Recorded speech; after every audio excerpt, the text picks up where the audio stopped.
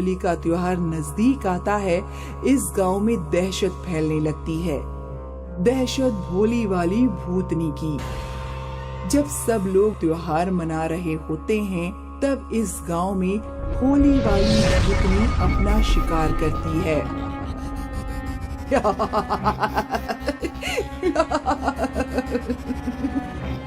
सब लोग होली मनाने में मगन थे। वहाँ भूतनी ने एक आदमी को उठा लिया और गायब हो गई। जब लोगों को पता चला, तब तक बहुत देर हो चुकी थी। आपने मेरे पति को देखा क्या? भैया, तुमने देखा? आपने तो देखा होगा। किसी ने मेरे पति को नहीं देखा। लगता है वो होली वाली भूतनी मेरे पति को उठा ले गई है।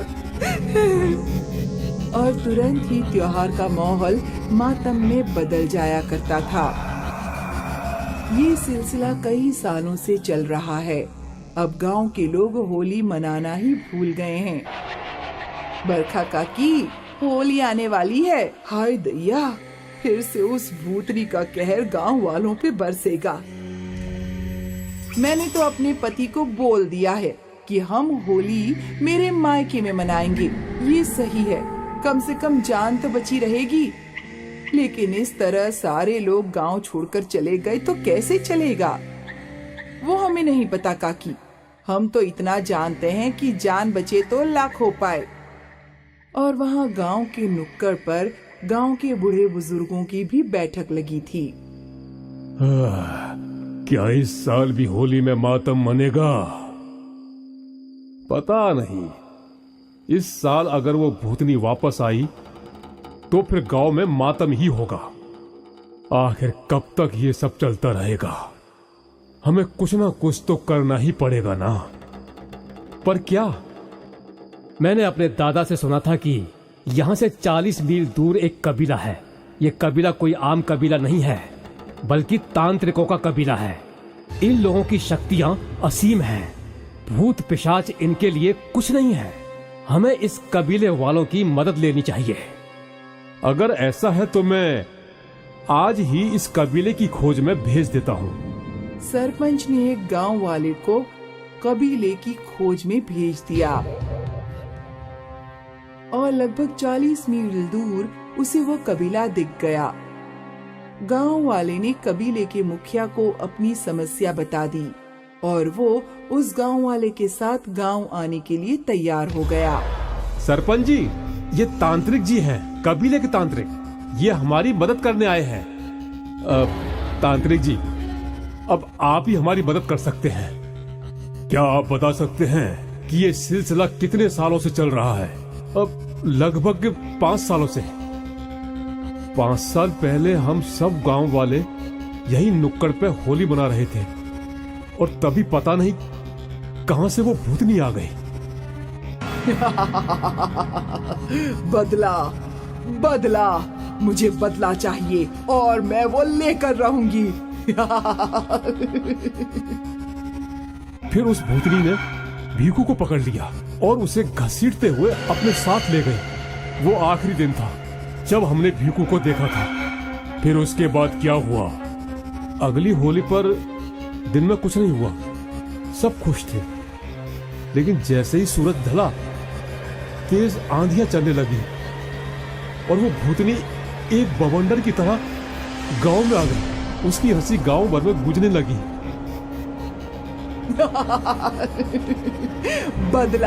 मुझे बदला चाहिए। और फिर भूतनी ने भांग के नशे में धुत पवन को उठा लिया और अपने साथ उस बवंडर में ले गई। पवन की भी लाश नहीं मिली। क्या इसके बाद भी हर होली पे वो भूतनी आई थी? हाँ, अब तक 5 लोग गायब हैं। पता नहीं उनके साथ वो भूतनी क्या करती है। आपकी बातों से तो लग रहा है कि वो बदला ले रही है, पर गांव वालों से क्यों? ये उस भूतनी को यहां बुलाकर पूछना पड़ेगा। आप कुछ भी कीजिए, पर हमें उस भूतनी से मुक्ति दिलवाइए। मुझे उन 5 लोग जो गुमशुदा हैं, उनके कपड़े या इस्तेमाल की हुई चीजों की जरूरत पड़ेगी। मैं अभी सब इकट्ठा करवाता हूं।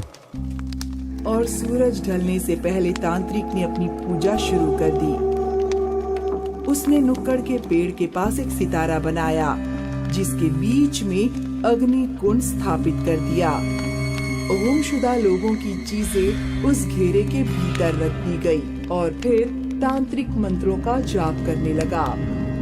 ओम ह्रीं क्रीं रुद्र भैरवी, ओम रुद्रायणी काल भैरवी कृपाल भैरवी, ओम ह्रीं क्रीं रुद्र भैरवी, ओम रुद्रायणी काल भैरवी कृपाल भैरवी, ओम ह्रीं क्रीं।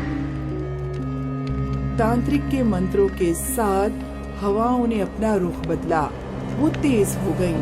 सारे गांव वाले डरे हुए थे, लेकिन तांत्रिक ने अपना जाप जारी रखा। ओम ह्रीं क्रीं रुद्र भैरवी, ओम रुद्रायणी काल भैरवी कृपाल भैरवी, ओम ह्रीं क्रीं। और फिर एक चीख के साथ, मुझे क्यों बुलाया? मुझे क्यों बुलाया? अरे ये तांत्रिक, तेरी मौत आ गई है जो मुझसे पंगा ले रहा है। चला जा यहाँ से। मैं जाने के लिए नहीं आया हूँ, बल्कि इन भोले भाले गांव वालों को तेरे कहर से बचाने आया हूँ। भोले भाले? इनमें से कोई भी भोला भाला नहीं है। सब नीच हैं, पापी हैं। ऐसा इन गांव वालों ने क्या गुनाह कर दिया? गुनाह? पाप किया है इन लोगों ने? पाप? मेरी जिंदगी बर्बाद कर दी इन गांव वालों ने। मेरा नाम काया था। मैं बगल वाले गांव में रहती थी। मैं अपने माता पिता की लाडली थी। मुझे चोट भी लग जाए तो मेरे पापा सारा घर सिर पर उठा लेते थे। जाया, देखो गुड़िया को चोट लगी है, डॉक्टर को बुलाओ। देखो देखो कितना खून निकल रहा है। कहाँ कुछ है, छोटी सी खरोंच तो है। मैं हल्दी का लेप लगा देती हूँ, अभी ठीक हो जाएगी। छोटी सी खरोंच पर भी मेरे पापा परेशान हो जाते थे। मेरी एक सहेली इस गांव की थी, इसलिए मैं इस गांव में अक्सर उससे मिलने आती थी। काया, इस बार होली में घर जरूर आना। नहीं रे, होली तो मैं माँ पापा के साथ ही मनाऊंगी। उनके साथ मना लेना, फिर आना। वैसे भी तू तो जानती है कि कुछ महीनों में मेरी शादी हो जाएगी। ये होली मैं तेरे साथ मनाना चाहती हूँ। पता नहीं फिर कब मौका मिले। ठीक है, मैं आ जाऊंगी, पर दोपहर को आऊंगी। तेरी मर्जी, जब मन करे तब चली आना। और अपनी सहेली की खुशी के लिए होली के दिन मैं अपने गांव से इस गांव की तरफ चलने लगी। गांव की सीमा पर ही 4 आदमी खड़े थे। उन सभी के चेहरे रंग से रंगे हुए थे। मैंने उन सबको देखा, पर फिर मैं आगे चल पड़ी। लेकिन वो चारों आदमी मेरा पीछा करने लगे। मैं डर गई और तेज चलने लगी। पर फिर उन आदमियों ने मुझे घेर लिया। वो जोर जोर से हंस रहे थे। कहाँ जा रही हो जाने मन? इतनी भी जल्दी क्या है? थोड़ी हमारे साथ भी होली खेल लो। मुझे जाने दो, मुझे मेरे घर जाना है। मेरे पापा मेरा इंतजार कर रहे होंगे। छोड़ देंगे तुम्हें, अपने घर छोड़ देंगे, लेकिन पहले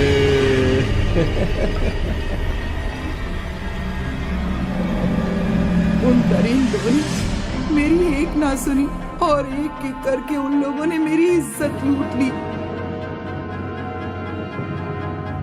उस दिन मेरे पास नदी में कूदकर जान देने के सिवा कोई पर्याय नहीं था।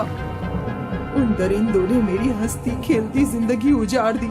मेरे पापा को जब मेरी लाश मिली तो उन्होंने वही प्राण त्याग दिए। अब सिर्फ मेरी माँ जिंदा है, लेकिन वो भी पागलों की तरह गली गली भटकती रहती हैं। अब तुम ही बताओ तांत्रिक, क्या मेरा बदला लेना गलत है? तुम्हारा बदला लेना गलत नहीं है, पर तुम मासूम गांव वालों से बदला क्यों ले रही हो? क्योंकि वो लोग इसी गांव के थे। तुम्हें कैसे पता कि वो लोग इस गांव के थे?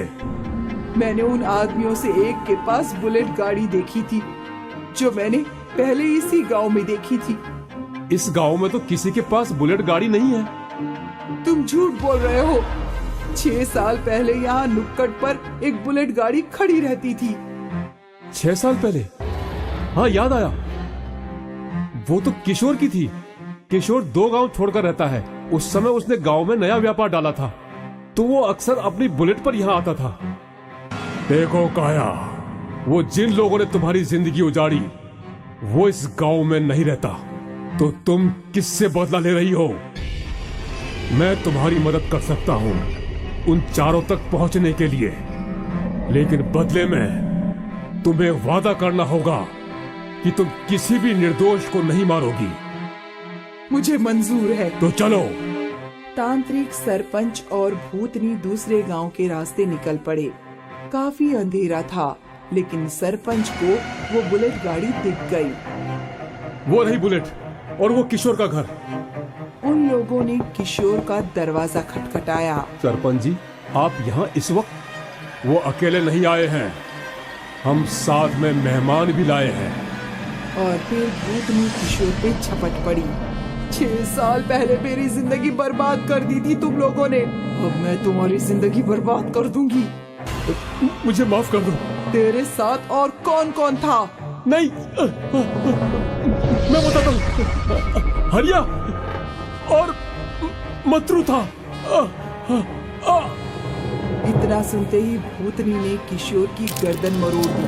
फिर उन लोगों ने हरिया के घर का दरवाजा खटखटाया, और जैसे ही हरिया बाहर आया, भूतनी ने उसकी भी गर्दन तोड़ दी। इसके बाद कल्लू की बारी थी। भूतनी ने कल्लू को घसीटते हुए उल्टा लटकाया और उसे पटक पटक कर उसकी जान ले ली। और आखिरी बारी थी मंत्रू की। मंत्रू के चेहरे को तो उसने नोच ही लिया। मंत्रू को सबसे दर्दनाक मौत मिली।